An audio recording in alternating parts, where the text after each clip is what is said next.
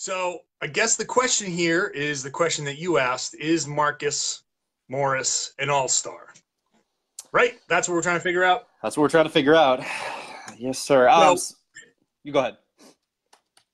two discussions here, I think. One is whether he is playing at the quote-unquote all-star level. That's one. The other is, will he actually make the all-star team? So I think the first part of our discussion is the philosophical one. And then later on, we can talk about actually looking at who might make the all-star team in the East and whether Mook fits on that team somehow. So why don't you, since you wrote the piece, what do you think? Is he playing at an all-star level?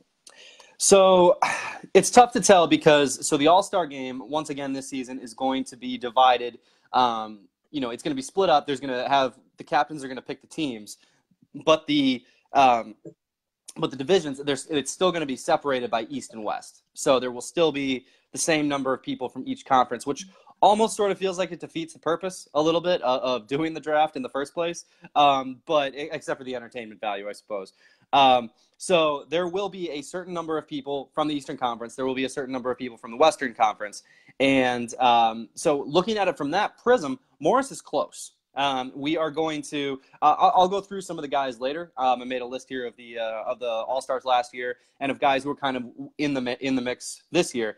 But when you just look at his raw numbers, it's a little questionable, right? Because he's averaging about 15 a game, and now some of those obviously came. Some of those games were when he was coming off the bench or when his role was a little bit smaller. The Celtics have increased his role dramatically. I mean, he has been, one of the, just one of the real fixtures on this team alongside Kyrie. They've almost sort of got him playing the role that Al Horford played last year, where he was the primary pick and pop guy, a switchable defender as a big, who can also, take on some of the smaller guys. So they've almost sort of got him in that Horford role.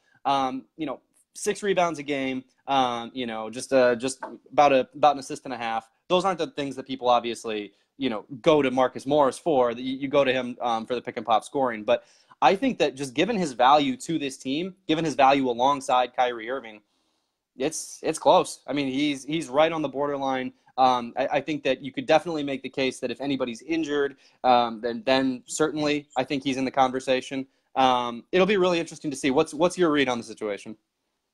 See, I've been saying all along that Marcus Morris right now feels like an injury replacement kind of all-star, which still an all-star when it's all said and done, when he gets little Marcus Jr. old enough to be able to say, "Hey, Dad, what kind of player were you?" He'd be like, "Hey, I was an all-star." Yeah. So, but at the same time, again, looking at the names that are down there, it's not inconceivable that he actually gets selected to this team. Right. The things that I think hurts his candidacy, I think the most is the classification of guards and bigs. You just pick 3 bigs, and once upon a time you would have the Joel Embiid would be in his own category. Right. So you would have him amongst the forwards. But things have changed. But back to the philosophical discussion, he is, I think, a borderline all-star. And I think because we cover the team so closely, we get to go well beyond some of the counting stats and even the advanced stats that we see the impact that he has. When it's a player like Marcus Morris and you're trying to make the case for him, people who see him every day, who see him every game, who understand how important he is, something that's not quantifiable. There's no number, there's no importance quotient that tells you how important Marcus Morris is. But you see him, and we've seen it time and time again. Brad Stevens referred to him as a run stopper. It's something that we've seen all the time. That is a super important quality to have in a player. How many times has he saved the Celtics when a team's gone on 7-0, 9-0, quick mini run, and then Mook comes in and hits a shot, a 2 or 3, and then just stabilizes things. And you've seen it when Kyrie's off the floor and Mook is on the floor. Like, Mook is the guy that kind of keeps things together and holds the fort until Kyrie can come in and save everything. So, and the biggest thing about Morris this year is how he has improved his efficiency. The ISO Mook is gone. Yeah. He's taking a lot more threes. He's eliminated those mid-range shots. If he's putting the ball on the floor, he's driving. Yeah. And he's not normally stepping in. He still, obviously, everybody takes a mid-range shot here and there, but most of that's been eliminated. Getting to the line, I think he could still get to the line a little bit more, but the importance, the impact that he's had on this team, if Marcus Morris isn't on this team, Kyrie almost doesn't matter, because Kyrie's brilliance would only mean close losses. And I think Morris is the guy that saved the Celtics and kept them at about 500 earlier this year until they could start now slowly righting the ship. Yeah, so two things about that. One, I would note too, you mentioned him being a run stopper. It was funny against the Rockets. At the start of the fourth quarter, Brad put in a lineup that just got smoked immediately. The Celtics were down by like 7 or 8 at the start of the fourth, and Brad put in a lineup that didn't have Kyrie or Morris, and just immediately they gave up like 6 consecutive points, and within like 30 seconds, Brad had just like Morris like at the scores table, like nope, go, and it didn't work, obviously, but yeah, I mean, it's like you said, like he is a run stopper, and his importance to this team is really really evident when the other team is starting to rally. And then the other thing, and I was talking to a couple of people around the team about this yesterday, I think that one of the problems with his candidacy is that the Celtics haven't been that good, and it's almost feels like they only deserve, they're what, the 5th seed right now? They're 21-14. It's not like an incredible record. It almost feels like they only deserve one player, just when you look at it that way.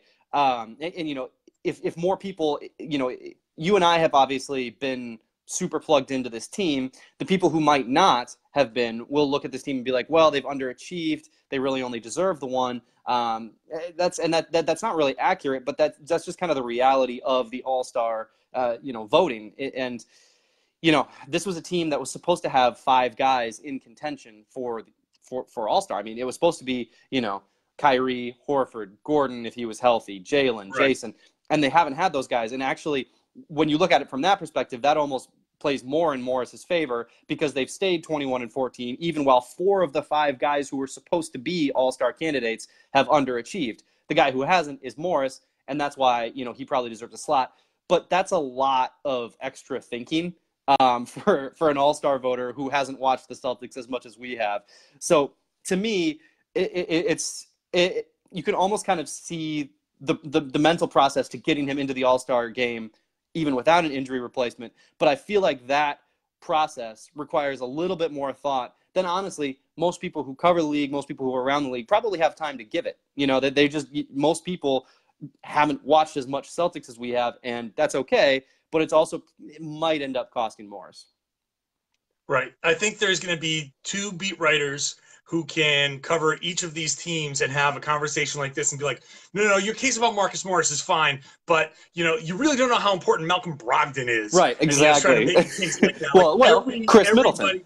Chris Middleton. I mean, Middleton, and these guys are all this right is exactly there. I'm looking at each of these teams above the Celtics in the standings. There's one guy that has a case, for sure. Like the Celtics have Kyrie, Toronto has Kawhi. But who's after Kawhi? Is it Kyle Lowry? He hasn't had a great statistical season. Is it Pascal Siakam, who's been super important but doesn't put up the same counting numbers? Siakam is Toronto's Marcus Morris when it comes to this discussion. Yeah. Super, super important. But if you look at the counting numbers, you're like, is it all-star important? But all of these teams, none of these teams really has 2 guys you're like, oh, these 2 guys absolutely have to go. There is one guy that has to go. Giannis has to go from Milwaukee. And then, Chris Middleton probably, but he's close. Probably. Yeah. But usually when you have these good teams, there's like 2 guys for sure. Like these 2 are going, and then do they get a third? Now everybody's kind of got the case for 2. Right. So I think next up, let's take a look at the locks. Right. I think that's probably a worthwhile discussion. So we can start Xing off, some of these guys. So we can start, sort of narrowing it down. Above the Celtics right now. Let's do this. I think the first thing we should do is figure out how many guards actually get in, so then we can figure out how many forward slots are left. Okay. Because there's no real number, right? You can have 10 guards, you can have 2 guards, but I think if we figure out how many forward spots they're definitely going to have, we can figure out if there's a numbers crunch for him. Right. Because you've got Kyrie is in. Yep. Bradley Beal is in. Kemba Walker, I think, is in. No question.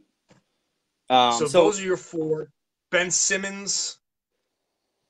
Questionable, right? I mean, he's been a little bit disappointing this season. He has. But at the same time, the numbers are, he's averaging, I don't want to say close to triple-double. Not that I'm going to make a super emphasis on the triple-double, but when they're playing well, he's playing well. And I think because we've seen the Celtics kind of neutralize them, the Celtics are the one team that really built to neutralize Simmons. When they're playing really well, Simmons is just dominating and getting all over the court. And I think he might get a lot of the fan vote. So well, which only matters for the starters, incidentally. But sure. So that's a good point. I mean, Simmons and Simmons actually he's averaging just numbers wise, he's averaging more points and obviously assists and rebounds than Morris. So that's a good call. So we've got Simmons. As far as forwards, we've got Kawhi as a no-brainer. We've got Giannis as an absolute no-brainer. I think that Blake Griffin is probably a no-brainer. I think that and I actually don't know where. So Butler counts as the East, right? Jimmy Butler. Since that's an excellent question. Yeah, he does. I think he's an East as an Eastern guy. Right. Yeah, I didn't even think about that. So I think he's in. Maybe. So yeah, I mean, then you start to get. You can't have an All-Star game without Jimmy Butler, right? Like I think. I mean, it's weird because he was so disastrous for Minnesota, and you could argue that he actively hurt them, but also he's so good. Like I don't know what the answer is with him. I would say he's in. Right. So then you start to get into some more questionable ones. I think Middleton is close. You could there's some guys up. If you just look at like pure raw numbers, there's some guys. Can you guess without looking? Who is the number 9? That's an unfair question. Tim Hardaway Jr. is the 9th best scorer in the Eastern Conference right now. I would have guessed that. Yeah, right. Actually have Hardaway written down on my list of potential All-Stars. You didn't mention Embiid either. Embiid's a lock. Right. Because the big forward. Yeah. Right. Yes. Obviously, right. Embiid's a lock. And just for the sake of counting, to recap here, we've got 3 guard locks. Yep. And 5, and hey, by the way, locks. a fourth guard lock is Oladipo. There's no question about that guy. Right. So that's 4 guards, and we've whipped off 5 forwards. That's 9 players. And here's the other thing that works against Morris, and I think absolutely need to change in the All-Star game. 12-man rosters. Why not make it 15? Right. There's a 15-man NBA roster. Why are we at 12-man on the All-Star game? So we've got 9 locks. There's 3 more players. Yeah. Yeah. So all right. So Vucevic is probably in. I think that guy's probably in. Yes. I think so too. If only to reward him, for being as good as he's been as a big man. I think he probably deserves a slot. Yep. And then so after that, I mean, so I would argue that Zach LaVine and no Chicago Bull player is worthwhile. LaVine is. I did have Zach LaVine question mark because of that exact. I wanted to ask you that exact question. Is anybody in the Bulls worth putting in the All-Star game? So if anybody, it's LaVine, right? With 23 and a half. He's played all of the Bulls games, I believe. He's not shooting that well, but it's not a disaster. About 45%, about 34% from 3. I just don't think on that Bulls team, when it's competitive like this, I don't know that Bulls team deserves anybody. They're so bad. They're just so bad. I mean, they lost by 60. They're a terrible team. They did. And Zach LaVine is not efficient. He does not play any defense, which we don't really count in. But we're considering defense matters for impact, and impact matters to make the All-Star game. So I think that that's a great way to put it. It's a great way to put it. I think that's fair to leave him off. I think that you can. I think it's. So we're at 10. with Vooch. We got Yep. 2 more spots. Deserving people. You already mentioned Chris Middleton. Yep. Andre Drummond. Questionable to me, but potentially. Yep. Kyle Lowry. Yep. Pascal Siakam, like I mentioned. Tim Hardaway, although you question about the Knicks. They may name John Wall just to mention him and have him be replaced just to give him that all-star. But Bogdanovich in Indiana, do they deserve 2 people? Bogdanovich has had a good season. He's had a good season. To me, it's like if it comes down to Bogdanovich versus Morris, it feels to me like Morris has been better, but also, that's the same bias that we were just talking about, where we've watched a ton of Boston and we haven't watched a ton of Indiana. Right. We've seen him here and there. You get an Indy Star guy on here and he's losing his mind, going, "You crazy? Are you crazy?" and fair enough, because he's been awesome. Bogdanovich, has been awesome. Sabonis has been really good too. It gets real kind of fishy when you get to this region of it. There's even guys like Spencer Dinwiddie. He's been good. I know he's not like a starter, but he's been real good. I don't think Miami deserves anyone, but you could have a conversation about Josh Richardson if you wanted to. But you wanted to. Yeah, exactly. I don't. Yeah. So I would say. So who would you say are like Morris's toughest competition out of that bunch? Middleton and Siakam, Middleton, because they're the 2 teams at the top of the standings, and how can you have the Raptors, who have looked really good, have 1 All-Star? That's going to be one of those things. They need to have 2. They're going to say you got to have 2 Raptors. Of course, you got to have 2 Raptors. And they may throw Siakam in there just because he's been so pivotal for them in a lot of ways. I just don't know that they can give it to Lowry. He's taken such a step back for whatever reason. Some of it might be a willing step back. Some of it might be a whatever. But I don't think Lowry gets in. So I think Siakam kind of gets like one of those spots where, like, if the Celtics were better, if the Celtics were the top seed and Toronto was 4th or 5th, then they'd say, well, Morris gets in because they need 2 All-Stars. So I think Siakam is the big competition. I think Middleton is huge competition. Yeah. And then I think on the guard side, you have to wonder about Hardaway, especially with the New York Knicks huge TV market. Yeah. And again, they're a bad team, but he's playing well and playing better. The Knicks aren't winning a ton, but they're super competitive most games, and I think they're at least a somewhat fun team to watch most times. So yeah.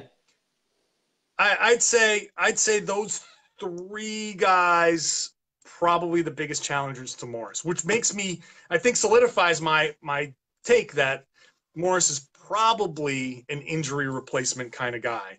So I think that's where I fall here. I think I'm with you. I would say a couple things. One, I would be really surprised if Siakam made it over Lowry just based off reputation alone. I think that when it comes down to these 2 guys are fairly close, and we're basically only putting this guy on because the team needs a second All-Star.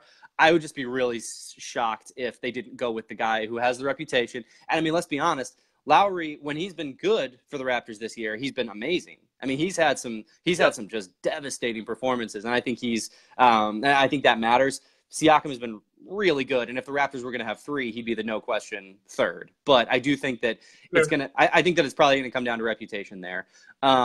Hardaway, he probably honestly deserves it. To me, one of the problems is that, yes, he's scoring 20.7 points per game. He's shooting 39% from the field.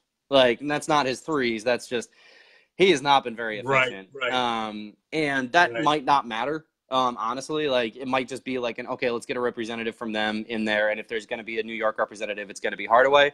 That might be the case. at this point you are sort of picking nits, but that's a tough sell for me.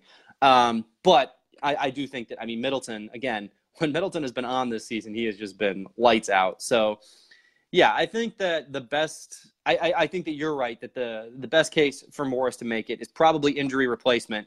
And you know, yesterday, when we talked to him about it yesterday here in San Antonio, he said that it doesn't really matter that much to him, which, you know, I only kind of believe. But, you know, I think that he was, you know, team success matters to him way more, I think, than his individual success. And I think he even said what you mentioned, which is like, it's cool to hear that he's being discussed for it. And that to me comes back down to, like, you know, when Marcus Jr. is growing up and is like, you know, oh, Dad, like, how nice were you at basketball? He'd be like, well, you know, it's one of those situations where every year there are guys who are all-stars who are not all-stars. Mike Conley has been an all-star year after year after year after year. And he's just like, he doesn't make it, but he's an all-star. Like, he's that good. And Morris has been that this year, where he might not be an all-star, but he's an all-star. He's that good this year.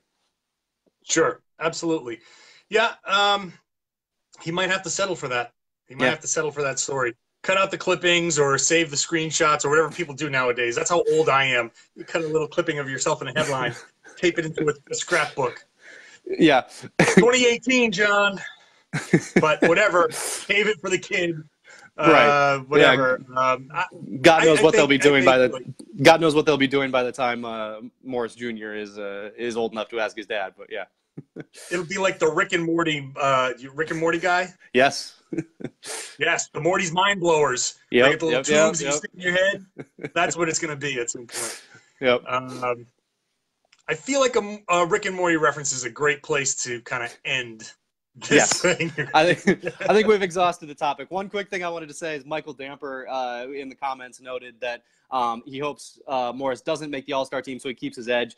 I can promise you and assure you that Marcus Morris is going to have an edge for as long as he lives. That dude is he's always going to have it. That's not going anywhere. It doesn't matter whether he makes the All-Star team or not. That dude is always going to have an edge.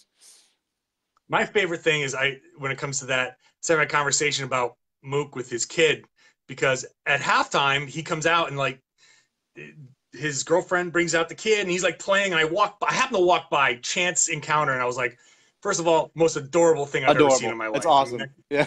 It's really, really cute, you know? And I was talking to somebody about it, and she was like, oh, it's really softened him. I'm like, this is him being soft? This is the softer version of Mook? So, yeah. Well, that's the thing about Morris, is that he's the toughest dude in the world, and none of it is an act. And he's also just like a genuinely good guy. Like, there's nothing about him that is an act. When he gets in like an altercation with somebody, if they want to fight, Marcus Morris will happily fight them.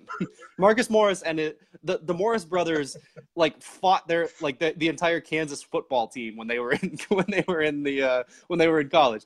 He'll fight, but he's also like just like a genuinely good dude. He's a nice guy, and I mean, I think from every indication that we can see, he's a great dad, which is pretty cool. So yeah, that's really cool to see. All right, so Marcus Morris, final verdict is that he's a borderline all-star. So we've talked all this way to basically confirm our beliefs, which is great. That's what these things are all about. We confirmed our own biases, and we're always right all the time. So absolutely, I've never been wrong. All right. So thanks everybody for watching, listening, reading. Thanks for supporting me on my first real day on the beat. So yeah, thanks everybody, and we'll talk to you next time.